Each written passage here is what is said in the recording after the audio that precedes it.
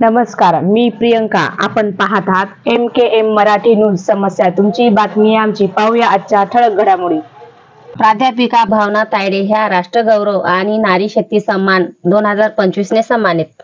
यवतमाळ जिल्ह्याच्या महागाव तालुक्यातील सवना येथील श्री विठ्ठल रुक्मिणी कला वाणिज्य व विज्ञान महाविद्यालयातील प्राध्यापिका भावना मनोज तायडे यांच्या 20व्या अखिल भारतीय प्रतिभा सन्मान महासंमेलनात 2025 अमरावती अंतर्गत देण्यात येणारा राष्ट्रगौरव तसेच नारी शक्ती सन्मान पुरस्कार दिनांक 23 मार्च 2025 रोजी रौलिश हॉटेल अमरावती येथे प्रदान करण्यात आला. यामध्ये डॉक्टर क्रांती महाजन यांच्या अध्यक्षतेखाली इतिहासातील गौरवपूर्ण नाव असणारे तानाजी मालुसरे यांचे 13वे वंशज कुणाल दादा मालुसरे तसेच डॉक्टर गुरुतेज सिंह ब्राड निर्देशक आणि राष्ट्रीय परीक्षक भटिंडा पंजाब यांच्या हस्ते हा सन्मान प्रदान करण्यात आला. प्राध्यापिका भावना मनोज तायडे यांचे महिला सशक्तीकरण संशोधन लेख, सावित्रीबाई फुले ग्रंथ लेखन तसेच महिला सक्षमीकरणासाठी असणारी विचारसरणी आणि कार्य अध्यापन सेवा यासाठी त्यांना हा पुरस्कार देण्यात आला आहे.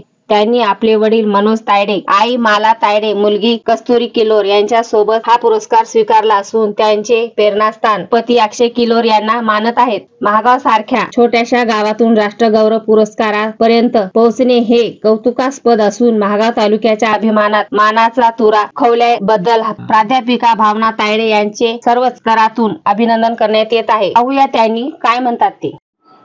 नमस्कार, मी महिला प्राध्यापक भावना मनोज तायडे, श्री विठ्ठल रुक्मिणी महाविद्यालय सवना येथे सध्या प्राध्यापक या पदावर कार्यरत आहे.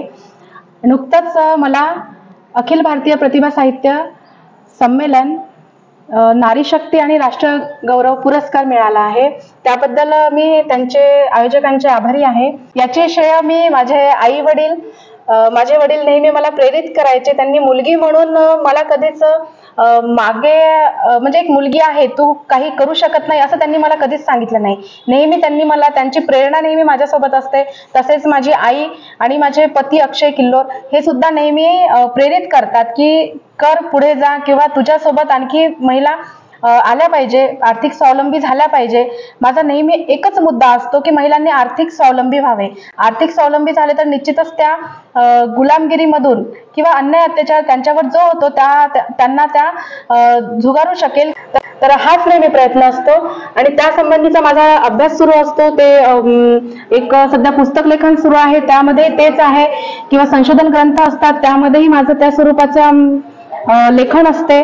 स्त्रीवादी साहित्याची विशेष आवड, त्यानंतर स्त्रीवादी साहित्यामध्ये किंवा आधुनिक स्त्रीची वाटचाल कशी सुरू आहे, सध्याही तिच्यावर अन्याय अत्याचार होतात आणि त्याची जाणीव स्त्रियांना करून देणे आणि त्यामधून त्या स्वतःला कसं मुक्त करू शकतील, हेच महिलांना किंवा विद्यार्थिनींना माझं सांगणं असते की तुमच्यावर होणाऱ्या अत्याचाराची तुम्ही जाणीव करून घ्या आणि जाणीव झाल्यानंतर ते अत्याचार दूर कसे करता येईल यासंबंधी तुम्ही प्रयत्न करा आणि आर्थिक स्वावलंबी व्हा.